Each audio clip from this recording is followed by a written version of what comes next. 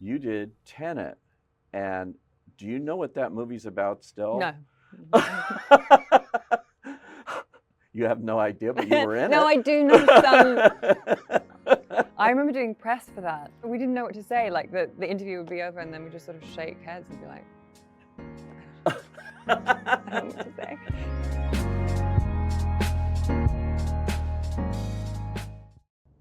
This summer has been great fun. More than fun. It's been a godsend.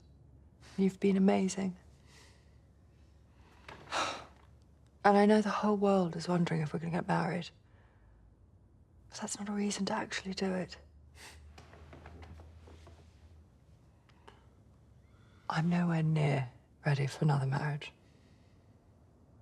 And you've barely untangled yourself from the last person you proposed to. I know you're upset now. And I know you always want to make everyone happy. And that's adorable. But there's only one person in the world this marriage would make happy. Who? I can't make your father love you more by becoming your wife. Well, actually, I think you can. Well, I'm not going to do it. Welcome to the Actor's Side today. Wow, she's no stranger to awards here, having won the SAG Award, Critics' Choice, and Golden Globe already for her role as Princess Diana in The Crown Season 6. She was nominated for an Emmy for Season 5. What a performance this is as well. This is Elizabeth Debicki. Welcome to the Actor's Side. Thank you. What do you think? Really not all these awards you're getting for this. Did you think going into this, which is a really, I would call it risky role because everybody knows Princess Diana has an opinion and other actresses have played it before you. Obviously, Emma Corrin and the series. Lot of traps there that you could fall into, which you didn't. I think it was high pressure. I put a lot of pressure on myself, which I tend to do anyway. But yeah, there was a particular moment too where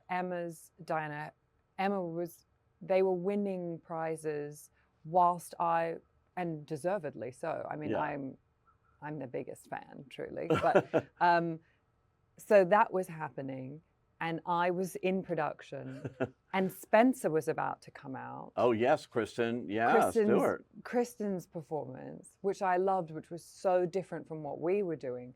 But I was just in this like pretty hellish whirlwind where I thought, this is just, it's too much. And I think as an actor, like you can't control a lot of things, but what you do want to feel, or at least something I took for granted before I did this part, was that you are the authority on the part. Right. It's yours and you're creating it. Yeah. But that was not what I felt doing this, going into it. Eventually, I think I got there, Yeah. but it took me time to feel like that. Did you watch Emma Corrin's portrayal? I mean, did. and try to help yours in that regard of the way she was playing it? I did. I watched it and adored it, but it did scare me a little as well, because there were already layers of responsibility, and then it was sort of like, now pick up this baton and run with it. And that was sort of another thing that I thought, well, now I have to. I just felt that they pitched it in a way that I had to sort of pick up from this place, and so layers of pressure. And yours is so much the most intense part of it. Well, in many ways it in is, some with the ways, yeah. divorce. Yes. And obviously the actual crash is not seen on camera, but it's felt. I mean, the way they shot it and everything. Season 6, though, there was more joy of Diana as a mother. So there was that other end of it that you got to play. Yeah, Emma and I have discussed this. I mean, I think what Emma played in 4, there was so much heaviness. Yeah. And just really like the pain of the kind of rupturing of a dream or an idea, and then all the kind of material that was around the eating disorder. I think it was very, very hard and heavy. And in a way, my Diana, the 90s Diana that I picked up, there are moments of triumph and blossoming, but there's also a lot of pressure coming down from the divorce material, and also the sort of battle that became that, you know, war of the Wales's battle with the media. Right. So I felt that part of my job was to sort of do other things with it and bring kind of levity to it and try and look for, because I think when you are somebody's experiencing a lot of loneliness or pressure or strain, I think you do look to escape it in your own way. So Exactly. yeah. And those two boys that played the kids. Well, I had so many children. I had six. I had six different children. Crazy. Yeah. Yeah, I love them all equally. I have no favorites. Okay. But the boys who played my boys in season 6 were, I think, because they were the elder, they were the oldest children I got to act with. They were just magic. And all the kids we worked with, if it wasn't their first job, it was their second. So they were also beautiful and really open. And it was really important to me that they felt very comfortable. Obviously, that benefits me as an actor, that the kids feel that they don't have to pull up out of themselves when the camera rolls, that they can just feel. And I sort of did that with the youngest ones first, to the point where I remember Polly Bennett, the movement coach on The Crown, and a dear friend of mine, she was laughing at me all the time because I said, I really just want them to feel comfortable, really comfortable with me. And it got to the point where, you know, if I opened a packet of potato chips, a little hand went in there first before my hand went in there.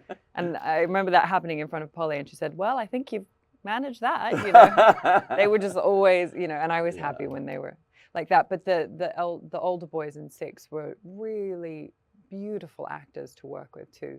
So they made me much better at my job. Yeah. Did you, so you keep talking about movement coaches and different things. So you had a lot of coaches for the physicality of getting into this, also the way she talked. And yes, yeah, like there was almost two sort of camps. The thing about The Crown, and by the time I came on board that show, there were, it was really kind of a machine that was whirring. It had been whirring for, by that point, maybe 7 years, with a little break for COVID. You know, they knew so well how to support us by that point. Right. The research department, if you picked up the phone or you sent an email, there was, you know, you could basically have whatever they had access to, you had access to. It's not a fake sense of control, but it does give you a kind of illusion of control. You think, the deeper I dive into this, the more I'll know, and then the better I'll be. But of course, it's not really a linear process. In fact, there was a point when I had done so much research that I thought, I have to discard this now. Exactly. Yeah. So you're a celebrity. That's part of the job that you have. You have to promote. Paparazzi is out there. They're yelling your name. Sure. I was just only at very small intervals that happens to me. Well, not on the level of Diana, of course, where we all know what happened there and happens with the royal family and all of that. For her, as it's portrayed in this, it's positively frightening. You really see it. There was so much available to me as an actor to look at and read, because that timing was also coinciding with the birth of a 24-hour news cycle that needed to be filled. And so there was this sense that she was being beloved and idealized in so many ways, but then also it was also so destructive what was happening, and very, very difficult, I imagine, to deal with. So I think people are just so sort of compulsive about the way that they just sort of consuming so much, but they don't, it's very difficult to stop doing that. Right. Because it's an addictive. It's very unhealthy, I can tell yeah. you, on all ends. Yeah. You were like a ballerina. That's what you started out to be, right? Well, I was never going to do it professionally, but I never wanted to be a professional dancer. I think both my parents were professional dancers. Right. And I Family business here. It's the family business. Yeah, it was a hell of a business. Yeah. Pretty strange one. When I was little, I remember thinking, oh, why can't my parents be florists or school teachers or something? But it's a hard life being a dancer, and it's particularly hard because even though you want to still do your art, your body can't do it anymore, and so that definitely was enough to put me off wanting to pursue that. But I did love doing it, and I think it was my entry into wanting to be an actor. And that's when you decided you weren't taking acting, or you weren't in the Royal Academy or anything? No. I went to drama school when I finished high school. I went to drama school in Melbourne in Australia, and I was 17. So that's still young. Although I think when I was about 14, I had one afternoon had an enormous panic and suddenly realized that if I wanted to be an actor, I should have been enrolled in an acting school from birth. And I was furious about it. And I stormed out into the kitchen and I said to my mum, "Mum, why am I not in acting school or something?" And I think she just looked at me and said, "Can you take the recycling out?" or something. She was not having it.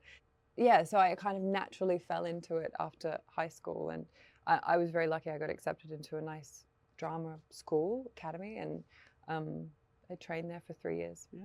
You do plays with Kate Blanchett and Isabella Gianni, and Yes. which is amazing. That went to Broadway too. That was in Australia, Yes, right? it was actually Isabelle Huppert. Sorry, Isabelle Huppert. I knew it was. She's French. She is French, yes. I shouldn't have said that because Isabelle Huppert has sat in that chair. Sorry. A holy chair.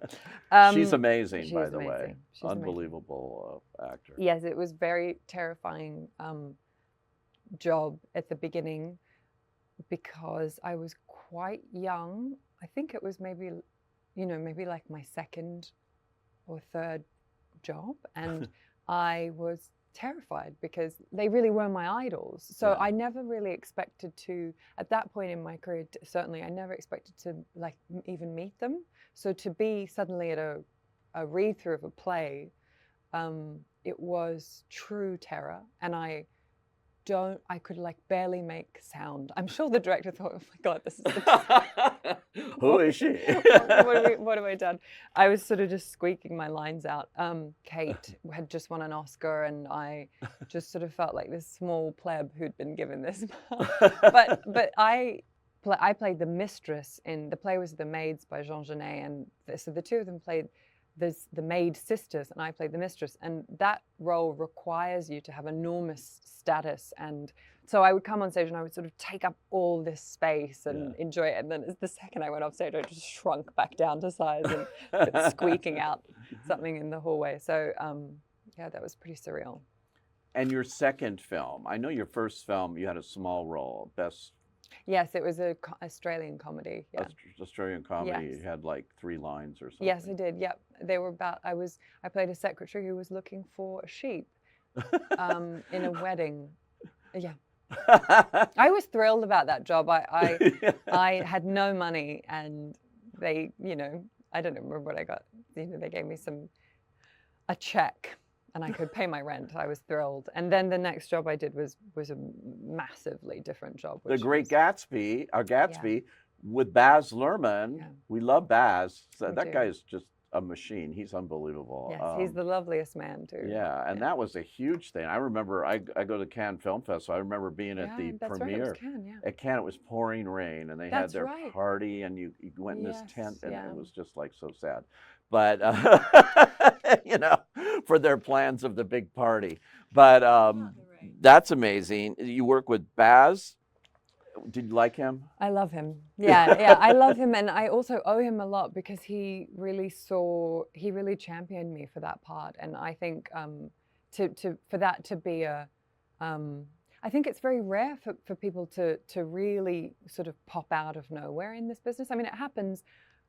I think you feel like it happens more frequently than it does, but oftentimes people have been working for a long time, and then you see them. I really had only just started. I think it was my second screen test ever. Wow. And I really owe it to Baz because he really wanted to give me that part once I had done some auditions for him. And I think he probably had to work quite hard against. I'm sure people would have thought, well, why are we going to risk? We don't know who this person. I mean, I'd never done anything before. I didn't have an agent, so.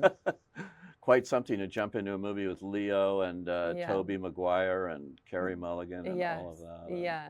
Pretty amazing. It was wild, yeah. And I was a huge fan of all of them, obviously, but I just so so admired Carrie. She was just I looked up to her so much, and she was so beautiful in that film, and she's an amazing actress, and Yeah. she was so wonderful in Maestro. Yeah, Isn't she she's great in just that? amazing. Oh my God. Yeah. I know. And Guy Ritchie, who I think is a trip. I just saw his Yes. latest film, Man from U.N.C.L.E. Mm-hmm. Guy Ritchie's a great guy to work too with. Yes. That was a fun kind of silly shoot. Yeah. Sort of went for a long time, and we shot all over the place. We were in Italy, and then we were in England, and I had so much hair. I had so much hair on my head, and there's so much makeup on my face. I kind of look just like vaguely middle-aged. I'm not even sure. And I think Guy, I think he, again, I owe him a lot too, because I just sent him a self-tape. I was still living in Australia then, and yeah, they gave me the job. You have had, for your young career, the opportunity to work with these amazing directors. Steve McQueen in Widows, for which you won a lot of praise. That was a great movie to be in with all those wonderful actresses. Yeah, that was maybe the happiest job of my career. Is that right? Yeah. I love Steve. He's an amazing human. He's an amazing director, and that job was just a joy, because I loved working on a film that was about women, and such a great role. I was desperate for that part. I did so many auditions. I really wanted to play it, and I think I still so vividly even remember getting the email.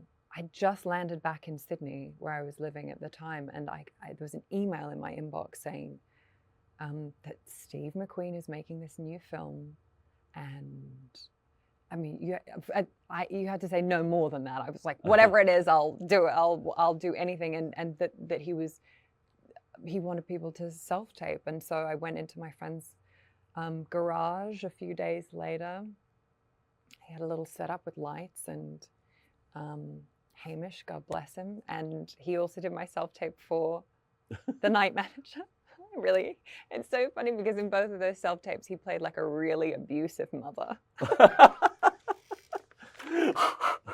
It's so funny.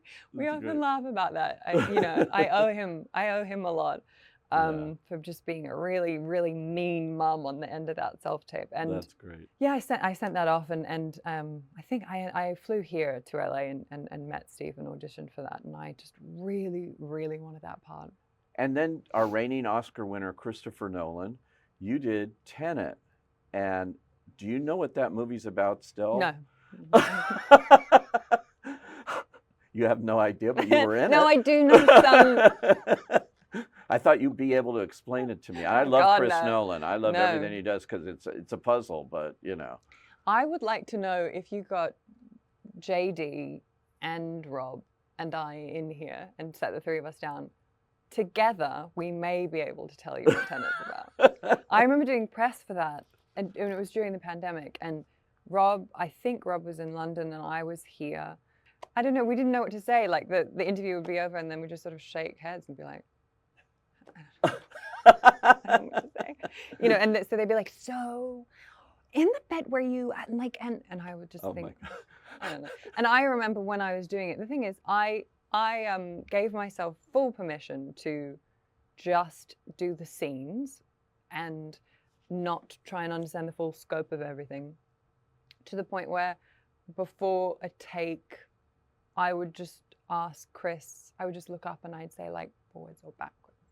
And then he'd say forwards. And someone would say action and I go forwards. And I think, you knew.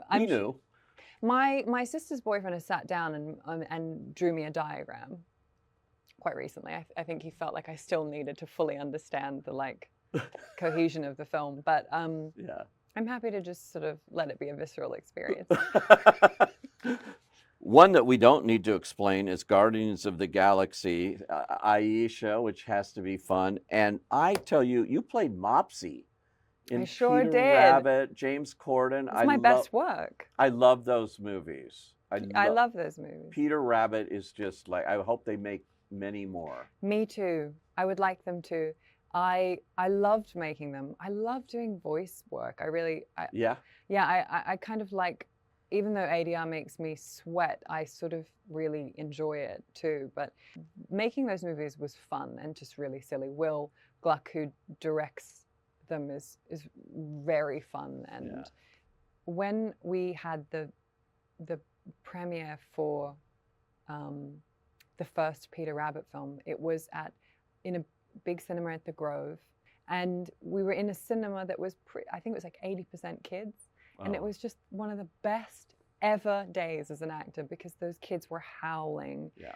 You know, because kids just they set each other off too. The louder you laugh, the better something is. They're really laughing, and and I thought, well, that's the best work I've ever done. Yeah, it's sweet. So cool. Before we go, I have to ask you, I had Tom Hiddleston here recently. Yes. Very excited about bringing The Night Manager back. Yes. 2 seasons. They're going to do the second and the third season. And is this a spoiler to say, I think you went off with him? Well, actually, no, we part ways at the end of season. Yeah, but there was something left open a little bit. You were going to see your son. I was going back to my kid, Yeah, your son. Yeah. But we don't know what might have happened? We don't know what might have. I know what I hope happened for her. What? Oh, that she just found like healthy boundaries, therapy, stability, looked after her kid. Yeah, after steady Hugh income, Laurie, you've got to have that. Found a nice partner. Do you know what's really funny is Hugh and I we email each other a lot because that's our preferred form of communication. And we still only ever refer to each other as character names in our emails. Really? Mm-hmm. That's hilarious. Yeah. And everybody loved that show too. I mean, they still talk to you about it. Yeah, every now and then someone will come up to me about it. I think when my hair was shorter, I used to, people used to recognize me a lot more from it. But I loved it. I mean, what I loved about it was the cast, who were all, they were all like England's national treasures. Yeah. And then me. Well, and I was sort of like very much the odd one out. It's amazing. Do you think you'll be in? Might we still see her in the upcoming things? Do we know? We don't know. We don't know. I've never come back to do a character again with that much time passed. But which could be interesting. Could be very interesting. Yeah. Yeah. I mean, everybody's awaiting that. And before that, this summer, MaXXXine. It's coming out. It's MaXXXine, which is based on the previous 2 films of the horrific films. Yes, not my. I don't find them easy to watch. When Ty sent me the script, I thought, oh God, now I have to watch them. Yeah. I watch them in the daytime. They are cult items, but they are terrifying. They're really, but they're very clever horror. Yeah. It's the kind of horror that I actually can watch and enjoy. Yeah. And Mia is remarkable. Yeah, she's amazing. In that part. She's really like doing something with that genre that I feel that we haven't seen sort of since the 70s in a way, since horror was really clever. And I think she reminds me of there's something very old fashioned about her. You know, she sort of reminds me a bit of like Mia Farrow in Rosemary's Baby, or Catherine Deneuve in I forget that Polanski film. But there's just something about her that is so mesmerizing, and I loved it. And so Ty sent me the script, and I think he says he was doing it on like a Hail Mary, but I took it seriously, and I loved it. I really loved it, and I have it's a big ensemble cast, and I play one of the parts. I play a film director. Film director. It's in Hollywood. It's so Hollywood. It's the most Hollywood job I've ever done. We were shooting at Universal, and we shoot at the Bates Motel set. Wow. Yeah, that was at Universal Studios. Mm-hmm. That's cool. Yeah, really super creepy. I felt like I needed to come and like sage everything afterwards. So good they found use for that set again. So iconic. Yeah. It's wild when you drive up there, though. You feel. I mean, Psycho is one of my favorite films. It's a masterpiece, but you really feel there's a funny energy in Wow. that car park. Yeah. I can't wait for this. Is coming out this summer. Yes, for it May is. 24. Yeah. And Yeah. wow. Get ready to be scared by Elizabeth Debicki. And congratulations on the crown, all the awards, like I mentioned at the beginning, and everything else. So much fun talking to you. Yeah, lovely to talk to you. Thank you. Thanks.